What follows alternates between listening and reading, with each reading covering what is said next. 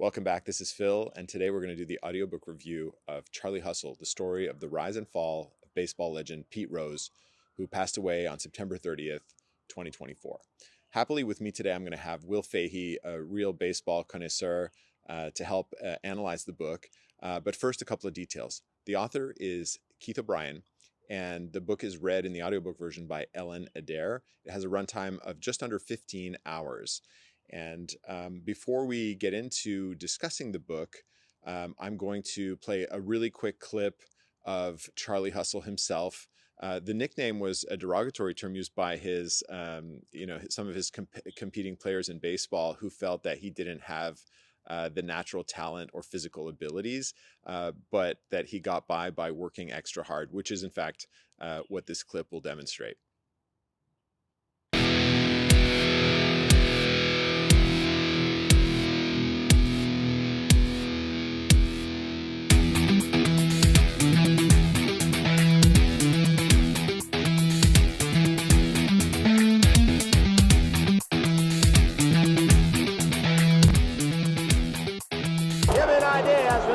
Approaching the dugout, he picks it up.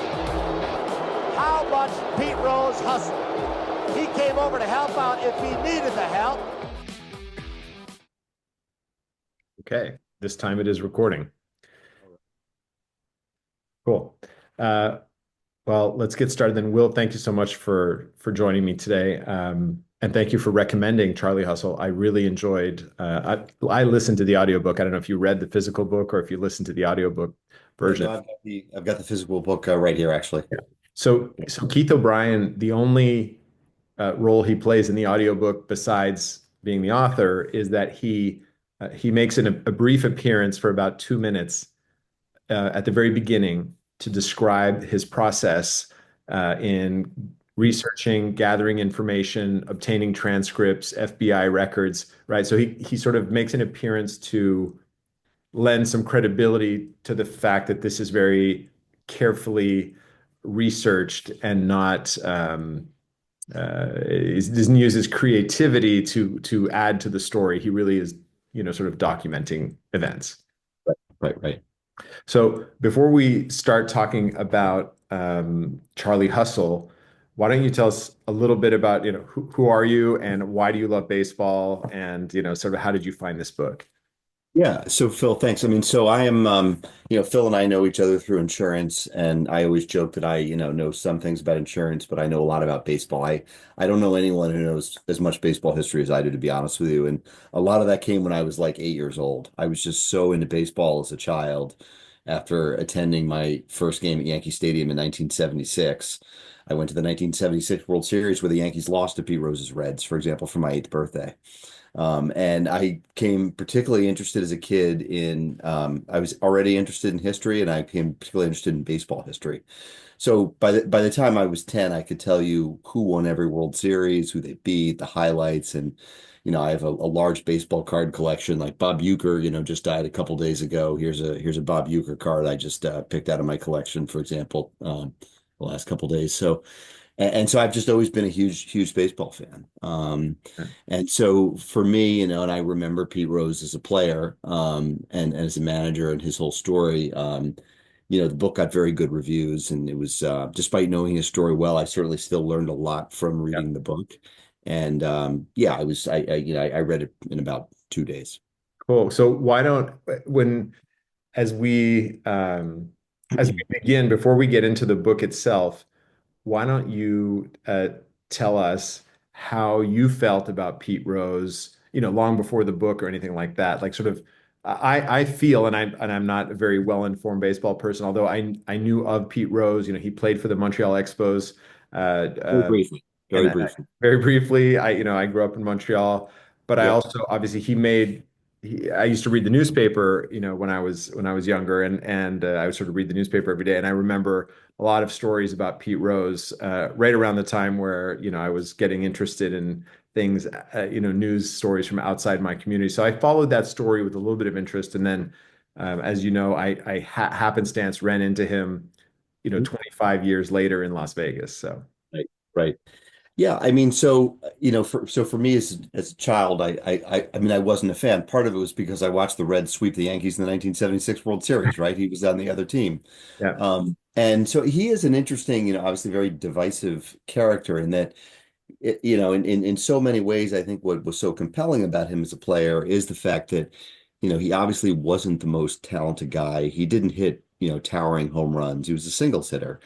And, he was always rightly given credit for just having this incredible drive that propelled him to succeed beyond his obvious, physical gifts. And that was apparent. Like, so as a fan, it's always fun to see your team win. It's more fun when your team maybe wins a game they shouldn't win, right? That they out hustle the other team, or they do things they shouldn't be able to do to win. And he was that kind of guy who would win. If you think of him going to the Phillies and then winning in 1980, I think why he's revered in Philadelphia is the Phillies had never won the World Series, and Rose had won two recently before that with the Cincinnati Reds.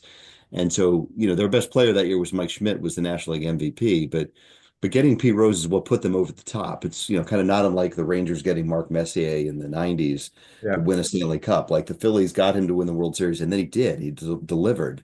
With Mark And Messier, now you're talking my language, right? right, yeah. I mean, so he was the hero to me, but very similar, right? He Yeah. was acquired to win the Stanley Cup, and he did it. And Pete Rose was acquired by the Phillies to win the World Series, and lo and behold, he did. So he was that kind of guy that was a winner. Now, on the flip side, I think what made him unlikable to a lot of people in many respects is, he was kind of a sore winner, if you will. Mm. He played incredibly hard. So if you're a fan of the Reds or the Phillies or whatever he was playing on, you love that someone is playing that hard. But I think of when in the book they talk about his 44 game hitting streak in 1978, which is to me the coolest thing that he did as a player. I mean, Joe DiMaggio's streak of 56 games, no one has gotten close to that other than Pete Rose got close. And the book talks about when his streak ended and Gene Garber of the Braves striking him out. And Pete Rose was very upset, not at all gracious about the fact that Garber struck him out to end his streak. He's like, why is this guy bearing down on me like it's the seventh game of the World Series? And Pete Rose played every minute of every game of his life like it was the seventh game of the World Series. So, to sort of be angry at other people for Right. having the same drive, approaching the same drive he had, made him certainly a player. If he was not on your team, a player on the other team that was easy to hate. If you look Right. at his fight with Bud Harrelson in the 1973 playoffs against the Mets, I mean, he barely was able to take the field in New York the next day after that. So Yeah. the intensity of his passion for the game made him, certainly someone, loved by many and also reviled by many. Yeah. So let's get to the book. So the book, and I'll tell you in simple terms, right? As someone who knows very little about both Pete Rose and baseball, I Mhm. thought the book was very easy to follow, and it Mhm. really gives you at least the sense from someone who knows nothing to come in and that you've learned a lot about Pete Rose from his early childhood, his father, and the influence that his father played Right. in his life, and then growing up, the difficulties he had actually getting noticed at all, and but he stuck with it, sort of thing. So I loved seeing that whole trajectory, and of course the back third of the book probably is focused almost entirely on I guess Sports Illustrated and Major League Baseball's investigations of his multiple misdeeds over time, which he had so much difficulty sort of acknowledging and asking for forgiveness for, which he didn't do for the longest time. So that's what I enjoyed about the book, is coming in as someone who doesn't know very much. I thought it was a very accessible and well told story, very well organized. Yeah, I agree. And so, as someone who was familiar with his story, it was still interesting, for example, to read about the details of his childhood growing up in Cincinnati. The fact that he was this hometown kid is, I think, part of his appeal. I mean, he's beloved in Cincinnati. He was just this kid who, shouldn't have necessarily amounted to much, who achieved an incredible amount, right? And so I found all of that really compelling. And you don't need to be a baseball fan or know much about Pete Rose to find all that interesting.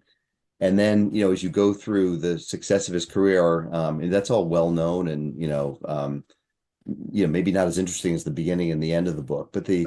what ultimately happened to him with his downfall after he achieved the hits record is it really is a Greek tragedy. The whole thing. I mean, from Bart Giamatti dying of a heart attack a week later after he banned Pete Rose for life. I think of when Mike Lynch died in that boating accident off of Italy this summer, right after he'd been exonerated from Right. the fraud charges against him in the United States. It just seemed like Right. this guy got off of going to jail when everyone thought he would, and then some higher force decided to give him an even greater penalty. Right. When Bart Giamatti died of a heart attack right afterwards, it definitely was a wild coincidence that this had happened to this guy who just sentenced this baseball legend to be banned from the game. I mean, that was an Right. incredible thing, and not to mention that Bart Giamatti was a professor of classics at Yale, right? That all of that was a fascinating element to it, and then just to watch Rose undo himself. I mean, very, very similar to Ty Cobb, whose hit record he broke. Both of these guys to get to 4,000 plus hits, to do something like that, the drive that you have to do, I think it's something that makes you so good at that also contributes to some faults in you as a human being. And in Ty Cobb's case, even his teammates hated him. He was always, everyone felt like he was still fighting the Civil War. He was from Georgia as a player, and nobody liked him, not even his teammates.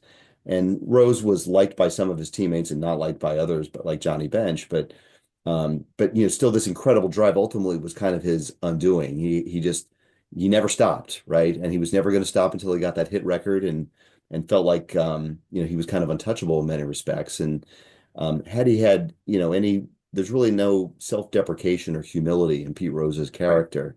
Right. Had he had some of that and been able to say, you know what, I messed up and was sorry, baseball would have forgiven him, but it just wasn't in the guy to do that. And so Yeah. it's just a fascinating story. Yeah. Yeah. It's wonderful. I'm curious. You talked about his hit streak, and he's still to this day, right? The all-time leader in hits.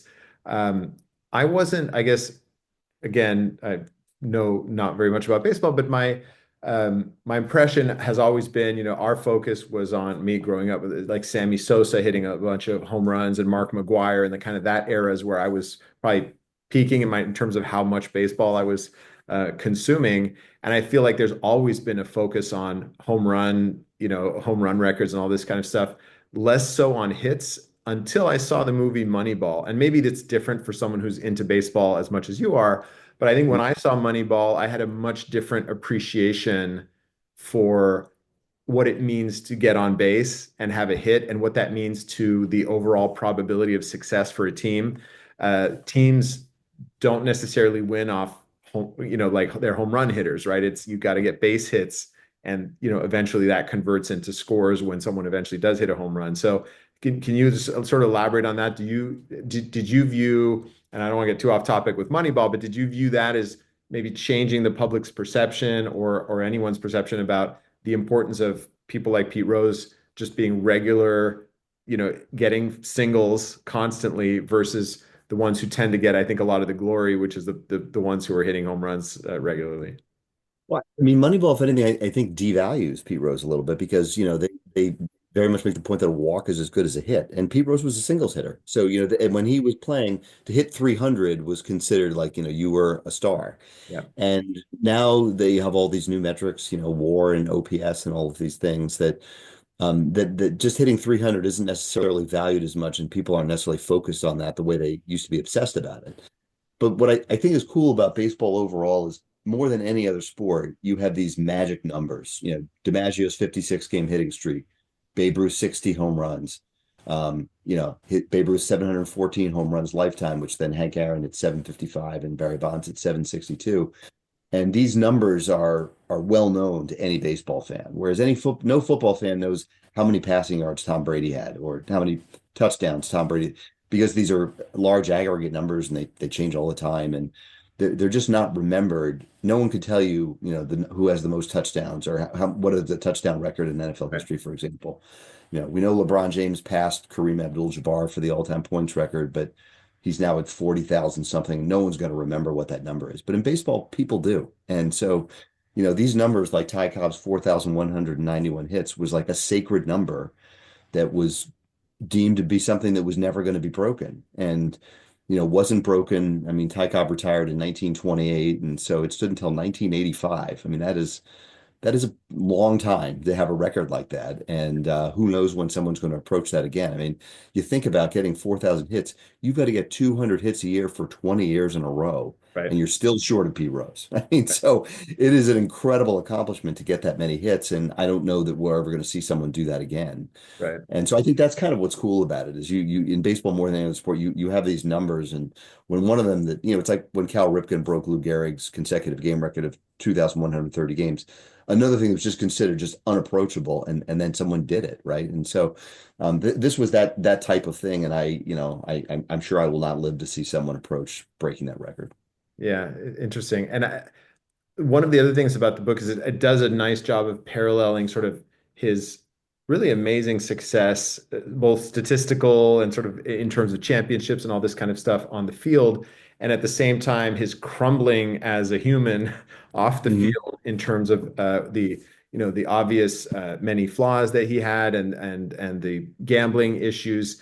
And again, when I met him in Vegas, it struck me that he was kind of a shell of what his former self would have been. And I'm curious, maybe what the lesson, if is there a lesson in Pete Rose's story other than, don't throw it all away gambling sort of thing.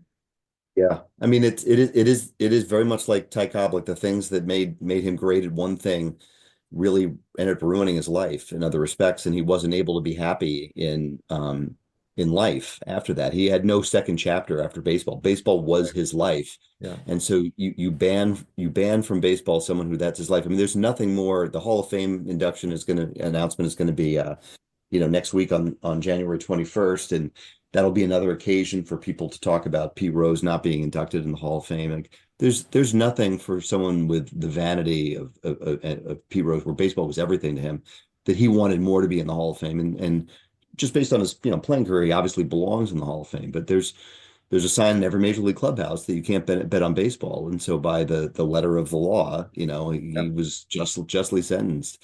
And that is truly a tragic thing that happened. Yeah. It stands, I think, as a cautionary tale for other baseball players, obviously, especially now with the resurgence of gambling, right? We have Right. like all this online gambling and all these kinds of things. It's kind of an irony that, that there's Right. gambling Yeah. I advertised 100%.